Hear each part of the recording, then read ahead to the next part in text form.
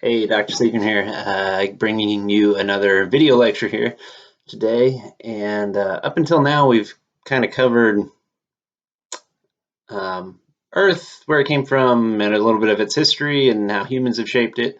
And now, for the next several lectures, we'll be talking about kind of how Earth works and the different processes that work on Earth. And with that, we're going to actually start on rocks today. So we'll be having a week of geology, kind of how the rocks on Earth work, how they're shaped, what processes control all that. That's what we're going to be talking about. So let's go ahead, get right into it. Rocks and the rock cycle. So I think very important today when we're talking about rocks is rocks, I think, get a reputation for being a little bit boring, and probably rightfully so. And so let's just first and foremost talk about why do we care about rocks? If they're so boring, why should we care about something like a rock? After all, it's just sitting there. It's like the most boring thing ever. Well, there's a lot of reasons to care about rocks on the world.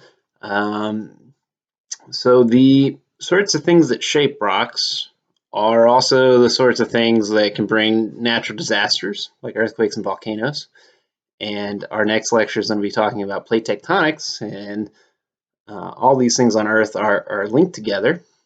Another important characteristic of rocks is that pretty much all the dirt on planet Earth is broken down rock.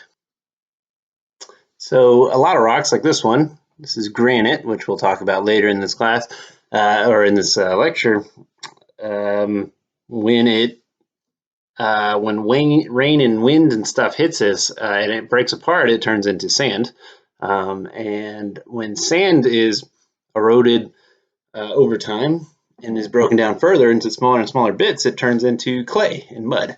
And so pretty much the entirety of dirt, soil, the stuff that plants use to grow wouldn't be there without this stuff. Rocks are also linked to certain kinds of resources like oil and coal. So oil and coal technically are derived from rocks. Coal, I think you could even make an argument, is a type of rock. And we use these resources to power our cars and our electricity. And rocks can help us find them as well. And something else that rocks can tell us about is a bit about prehistoric environments. For example, a really common rock in Texas is called limestone. And limestone is made from crushed seashells that fall to the bottom of the ocean. And there's a lot of it here in Texas, which means that most of Texas used to be at the bottom of an ocean. And that can help us give us perspective about our past. So rocks, pretty neat. So I was going to go over a few descriptions of rocks, ways that we describe them. So pretty much every rock on Earth that's naturally occurring will have a name, and its characteristics, how we identify that rock, depend on some of its characteristics. One of these would be considered grain size. And when we mean grain, what we mean for grain size, kind of like you might have an expression like a grain of sugar or a grain of salt. Grain size refers to how big the crystals of a rock are, or how big the components of it are. So in our picture here, the rock on our right is got some kind of big chunks of black and white, and you can kind of see some crystals to it. We would call that coarse grained. And the rock on our left, which you can't really see any sort of chunks, it's pretty uniform, we would call that fine grained. So these are characteristics as we're trying to describe rocks and identify them. This would be an important characteristic to look out for. Another characteristic that we use to identify rocks is hardness. And just kind of like how it sounds, hardness describes how hard the rock is, how resistant it is to weathering and erosion. And we measure it on a hardness scale that this guy, a scientist named Mose, came up with, where 1 is the softest rock, which is called talc, and that's actually what we make baby powder out of. I think in Spanish it's called talco. That's because it's talc. It's a type of rock. And the hardest being a diamond, which are obviously very, very hard, to the point that we make drill bits out of them to drill through really hard things. So normally in a normal year where we're not doing all this virtual learning, the way you figure out how hard a rock is you attempt to scratch it with something that you know of a known hardness. So, for example, geologists in the field, if they're trying to figure out what a rock is, oftentimes you'll do what's called a scratch test. And how that works is it's pretty simple. You take something that you know how hard it is. On the Mohs hardness scale, this penny we say is a hardness of a 3. And the numbers of hardness are kind of arbitrary. It's just kind of a ranking system. So anything that's harder than a penny would be above 3. Anything that's less hard than a penny is below 3. So we could take our rock, our piece of granite, and I can attempt to scratch it with this here penny. Let's see what happens. Lovely noise. And by the looks of it, looks like that penny did absolutely nothing to this rock, which means that the rock is harder than the penny. If the penny's a 3, that must mean the rock is harder than a 3, or has a higher number than a 3. Well, how can we figure out how high it goes? Well, you can take something else that you know the hardest of, steel, like in this pair of scissors, and I can attempt to scratch this rock with scissors. Steel happens to be around a 6 or a 6.5 on the Mohs hardness scale. Let's see what happens. You really have to get after it.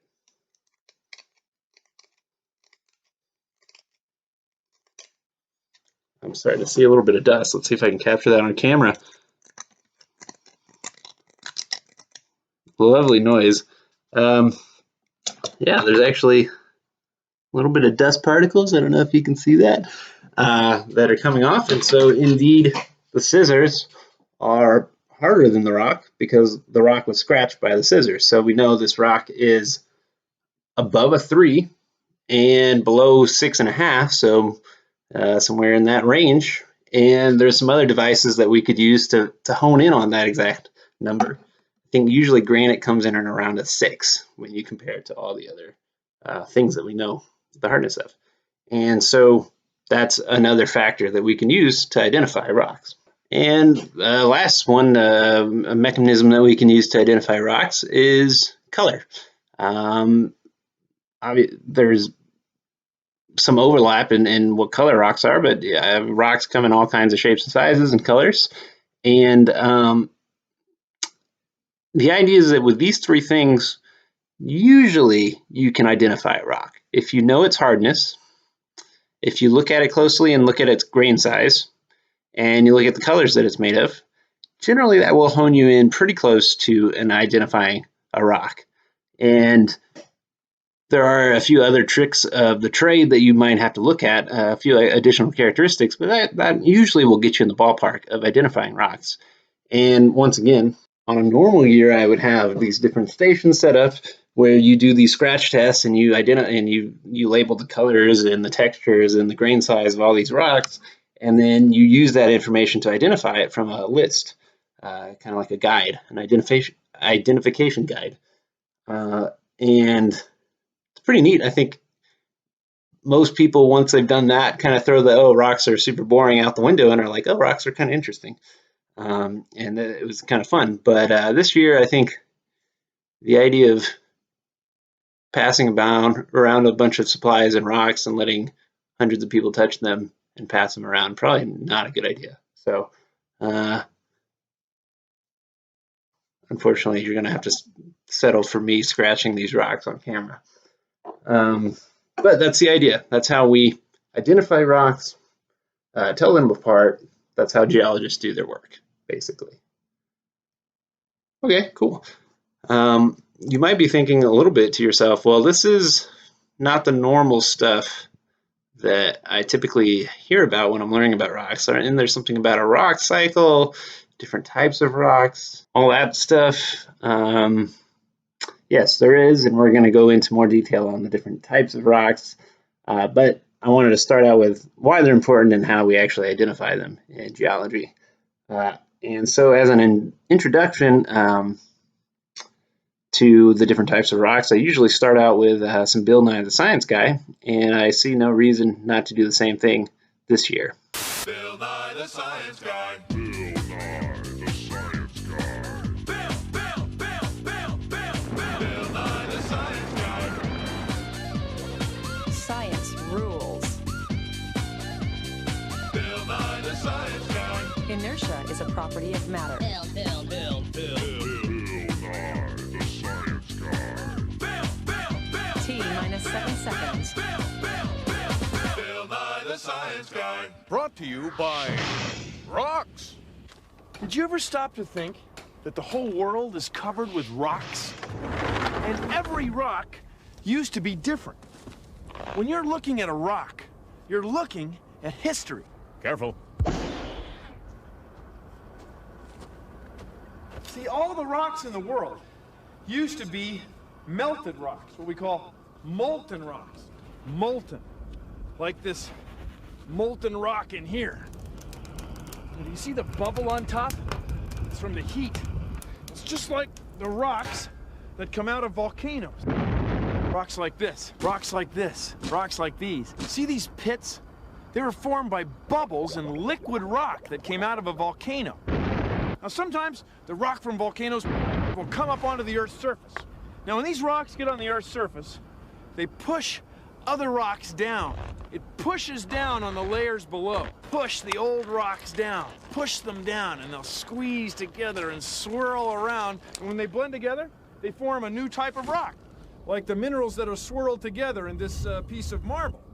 Anyway, wind and rain moving over the Earth's surface break rock down into sand. Sometimes enough water will flow through the dust and sand, mix them together, push it around, and it'll dry out again and turn back into rock like these. Good thing I have my safety glasses on. Now this process where rocks are formed, broken down, and reforming as they come out of the molten earth and turn back into dust, into rocks again, has been going on since the world was formed. Billions of years ago. Rocks! Rock! Rocks! Rock! Scientists like to think of 3 types of rock. Now, the first type you might call igneous rock. Igneous rock. Now, igneous comes from the word for fire. You know how you ignite the candle and you have igneous rocks? You know, igneous, ignite, that's from the word for fire. So see how the candle wax drips down the outside of the candle? Well, igneous rocks are often formed when hot lava drips down the outsides of volcanoes, and it cools to form rocks like this granite. See? The next type of rock we call sedimentary rock. Now, sediment, that's silt, mud, goop in rivers. So if you have a river, and it's washing sand, mud, or silt, sediment, downstream, well, eventually, the river may dry up or drain away, leaving the sediment, the sand, silt, or mud. Now, this sand would be heavy. It crushes down on itself, like this, squeezing itself together. Till eventually, after the water is completely drained away, after a few thousand years, you end up with a rock like this one. See the layers? Sedimentary rock often has layers in it because that's the way sand washes downstream in a river. Now, the last type of rock is sort of a combination of the other two. We call it metamorphic rock. Now, metamorphic means it's changed, it's metamorphosized. So, if you look at this, this is rock that was once sand, but it's been smushed together by huge pressures under very high heat. Pressure and heat, smashing the rock till it's just crushed flat like this.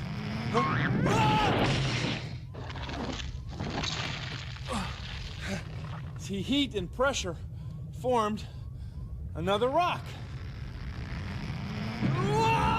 All right. Bill Nye, besides being extremely corny, is actually pretty helpful in giving us a general sense of the different types of rocks. I think a lot of people misunderstand that the entirety of a rock's identity or identifying a rock has to do with what type it is, igneous, metamorphic, or sedimentary. It's not really how it works in the real world. So this rock here, granite that I showed you earlier, is there any way to tell that it's igneous, sedimentary, or metamorphic if you don't already know it? Maybe. If I put this close to the screen, you might see some big chunks of crystals to it. That can be a sign that something's igneous, because that's what happens sometimes when lava cools down. But it's not always the case. There can be some sedimentary and metamorphic rocks that have big crystals as well. So really, this is an igneous rock, but no part of identifying this rock has to do with somehow identifying that it's an igneous rock. A lot of people don't seem to understand that with rocks. So the types of rocks don't necessarily have to do with what they look like or their characteristics. That's just how we identify them. And when I mean identify them, I mean what is the name of the rock, not what is the type of the rock. There's not really an easy way to identify the type of rock if I just hand you one. So that's just something to keep in mind. So moving forward, I'll go through some additional characteristics and some different types of rocks for the rest of this video. So let's start with our igneous rocks. All right, so we'll start with igneous rocks. And again, just like Bill Nye said, you can remember this one from igneous, ignite, fire. If you know, the word ignite means to light something like on fire. So this is kind of like a fire rock, meaning it comes from lava. Igneous rocks are actually the most common rocks that you'll find on the surface of the planet, pretty much underneath most of the ocean and most of what we would call the crust of the earth, all the land and the ocean, all the rocks underneath that stuff is igneous rock. And you might be thinking, well, you know, volcanoes aren't very common around me. I've never seen a volcano. You know, how are these the most common rocks on planet Earth? Well, the lava does not always have to come to the surface to form an igneous rock. So sometimes, yes, lava will come to the surface like this. It'll cool down. So this right here is lava, the orange stuff, and over here where it's cooled down is rock, right? And so that would be igneous rock. But a lot of times lava will not actually make it to the surface, and when it's underneath the surface, we use the word magma for it. And sometimes magma will actually cool very slowly underground, underneath a volcano. So when magma cools underground, it's usually a slower process because the hot magma is not exposed to water or air, and so it's cooling very slowly. And we call these types of rocks intrusive, igneous rocks. And you can remember that word because it's inside of the earth. So it's cooling underneath the ground, inside the earth. And typically, because this is cooling very slowly, what happens is the different chemicals in the rock can kind of separate out, like this little black section, this little pink section, these little white sections. All these chemicals kind of separate out into these different sections or crystals, and we get these big crystals of different colors, typically for intrusive igneous rocks. And so that makes them coarse-grained. Remember, that means they have big chunks of crystals. Alternatively, when a rock is cooling very rapidly at the surface, like this lava over here, usually it will result in a rock that is much finer looking, like this lava glass down here, or obsidian on the bottom right. And basically the chemicals don't have time to separate out, and so they're all kind of jumbled together as one color. And this one just happens to be black in color for this particular rock. And so that would be an extrusive. X generally refers to, like, an exoskeleton is a skeleton outside your body. So X kind of means outside. And because it's cooling faster and the chemicals don't separate out, they are fine-grained. So you don't really see the big chunks of crystals in them. So that's just a little more detail on igneous rocks and the different types of igneous rocks. So before we go into our next rock type, sedimentary rocks, we need to talk about sediments and how they form. And these are erosion and deposition. And like I was saying earlier, how granite, if it's hit by wind and rain, can break down into sand. The same idea. If you ever see this word sediment, that's basically referring to things like sand and mud and dirt. That's sediment in geology. So think sand. And the idea is that after a rock has cooled off and from magma or lava, and it's just sitting on the side of a volcano, well, it might get hit by things like wind and rain. Well, the elements will start hitting this rock, and this rock slowly over time will begin to lose mass, and little bits of it will fall off, and that's what sand is. So maybe this rock used to be like this, shaped, and slowly over time, the wind kind of chewed it up, ate it away, broke it down, and all of that sand and sediment would be washed down the hill towards rivers, towards lakes, towards the ocean. And that is called deposition. So when sediments are carried in place by rivers or waves or the wind or whatever, that would be sediment. And that leads us into our next type of rock, which is sedimentary rocks. So that one's easy to remember. If you know what a sediment is, you can always identify as sedimentary rocks. They're made from sediments like sand, mud, clay, that kind of stuff. So rocks that are formed by the deposition of sediment, usually in water. Not always, but usually in water. Wind can be a factor as well, but water would be the dominant factor. And Bill Nye also mentioned this. A lot of times, sedimentary rocks, you'll see some patterns of layering to them, because what happens is that you'll have different storms or different conditions that are bringing in different types of sediments at different times. And so you'll see these kind of layering patterns to sedimentary rocks sometimes, but not always. So sediment can be broken down. Rock, it can also be chemical precipitates. We will do a lot more on chemistry later, and I will show you what that means. But at the moment, I think it's a bit advanced. But it's basically if you have something dissolved in water, sometimes it will fall and undissolve, and that is called precipitation in geology. So that is what I'm talking about. And even dead organisms. So actually, like I mentioned earlier, Texas, a lot of Texas is covered in this stuff called limestone, which is our bottom right picture there. It's not made of limes. Don't miss that quiz question. And if you look at this very carefully, you might see some imprints here that look kind of like a seashell. That's because it's made of seashells. There are places in the ocean that have so many clams and coral growing there that over time, as they die, they kind of pile up at the bottom of the ocean and will produce a type of rock called limestone. So pretty much the entirety of the rock is a fossil. Pretty neat stuff. Normally I would be passing this stuff around the class right now, but you'll just have to settle on looking at the picture. And lastly, our last category of rocks is kind of a strange category. Basically, scientists found these rocks that didn't seem to be the result of lava cooling and didn't seem to be the result of sediments.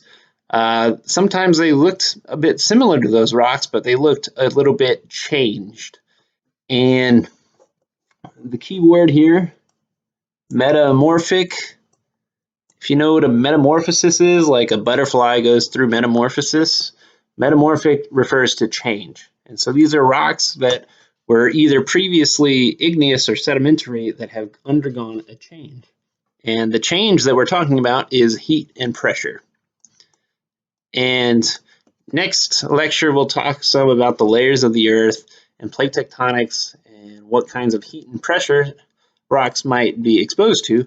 But the idea is that as rocks kind of get shoved down on top of each other over millions and millions of years, sometimes they are heated up and smashed together, and that can result in new types of rocks forming. And these are metamorphic rocks. And typically, but not always, you can see some evidence of this heat and pressure in folds, especially if it's a sedimentary rock. We call that foliation. The idea is that at some point you had a sedimentary rock that was all these flat layers, kind of like our last picture here. And as it got smashed together and heated up, all these layers kind of ended up swirling together and blending. And that is foliation or folds. Generally, when you see these in a rock, that's an indicator that it could be a metamorphic rock. But metamorphic rocks can have all kinds of different grain sizes and appearances. And, if I saw this rock over here, I kind of see some layering here maybe on this rock. I see some crystals. There's nothing inherently that tells me this is a metamorphic rock. So it's not always the case that there'll be these clear-cut signs. In this rock on the far right, it just kind of looks like a blob of brown with some flecks of whitishness to it. There's no indication there that it's metamorphic rocks. So not all metamorphic rocks have these indicators. Same with sedimentary rocks. Not all of them have indicators of fossils or of layering to them. All right, so this kind of brings us to our big picture of something that we call the rock cycle. The idea is that Earth cooled off around, it formed about 4.6 billion years ago, we say, and it was this ball of lava. And slowly over time, it was cooling off, and as it was cooling, the rocks the lava cooled off and hardened into rocks. And so pretty early on, we had rocks on Earth, and the idea is that pretty much every rock on Earth that's existing, it's not like we added any mass to it. We might have had the occasional meteorite or like the planetoid that slammed into us and formed the moon. But for the most part, all the rocks that were there in the beginning and all the lava and the magma that were there in the beginning are the same rocks and lava and magma that are here now. It's all the same chemicals. It's all the same stuff. So over this 4 billion year period, 4.5 billion year period, these rocks have undergone changes throughout that time. And so it wasn't literally the exact same type of rock for the entirety of existence for Earth, but all that stuff was kind of constantly changing over this time into new forms of rocks. So you would have, for example, here's our magma. We'll start here. This is like our volcano. And sometimes it will come out to the surface and cool into an igneous rock. And some igneous rocks, that's the end of their story. Some of the oldest rocks on Earth, we figure out how old they are. They're over 4 billion years old. So pretty much they were among the first rocks to ever cool off on Earth, and nothing really ever happened, and they never really changed. But some of those initial rocks that are cooling on the edge of a volcano would be hit by wind and rain and would break down into sediments. Some of those rocks might just get pushed right back down into the earth after a volcano and get remelted back into lava. Some might get pushed down in such a way that they are transformed into a metamorphic rock. And you're kind of starting to see that there is a series of loops of different things that possibly could happen to every rock on Earth. And the idea is that every rock on Earth, for the most part, is undergoing changes and could slowly be changing into a different type of rock, or it could be slowly getting pushed back down into the earth and remelting. And we call that the rock cycle, basically the changes that rocks undergo on planet Earth. And just a lot of these terms are kind of the same. So, for example, these sediments could result in, they could get pushed together and turned into a sedimentary rock. Eventually, that's going to have to happen eventually to those sediments. They're not just going to be floating around in the river forever. Eventually, they have to settle out somewhere, and they'll turn into a sedimentary rock. And that sedimentary rock could be pushed back up and remade into sediments again, or it could be made into a metamorphic rock. And so you can kind of see that every type of rock, for the most part, can connect back to every other type of rock. And this has been happening every day for the last 4.5 billion years, roughly, this cycle. It's happening right now in the world. There's some rock that's being hit by wind and rain right now. There's some rock that's being pushed back into the earth. There's a rock that's being pressed and changed into a metamorphic rock, etc. All right, so that kind of is our big picture of what's going on with rocks on Earth. I did want to go through, I think there's a handful of examples of rocks that people should know, especially if you're in Texas, because these are kind of common rocks that you might find in Texas. So I'll go through those briefly. Again, normally we would actually have hands-on activities with these, and you would get to see them up close. I do have a few. Granite and rhyolite. Here's a picture of what they kind of look like up close, and I'll show them to you in real life here. The main difference here is granite. You can kind of see on the left here has some really big chunky crystals to it. This is a rock that cools very, very slowly underground, and that's what makes granite. So basically, anytime there's any magma very cooling down underneath the earth, and this always forms underneath the land of the earth, it makes granite. If it cools down pretty quickly and comes near the surface, it will result in rhyolite. And it'll have tinier crystals, and it's a little bit softer because it cools faster. Obsidian is also in the same kind of family of rocks as granite and rhyolite. Obsidian would happen if lava came all the way to the surface and cooled very, very quickly, and will result in something like obsidian. We have gabbro and basalt. You can see these are both kind of blackish grayish in color, and the main difference here is that gabbro on the left has crystals to it and bigger crystals to it, so this would be kind of like the equivalent of granite, and basalt on the right has smaller crystals to it, and that would be kind of the equivalent to rhyolite. And what I mean equivalent is that actually we find gabbro and basalt in the ocean.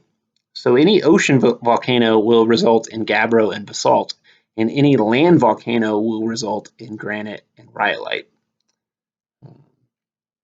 And the main difference here is lava and magma are not the same everywhere in the world.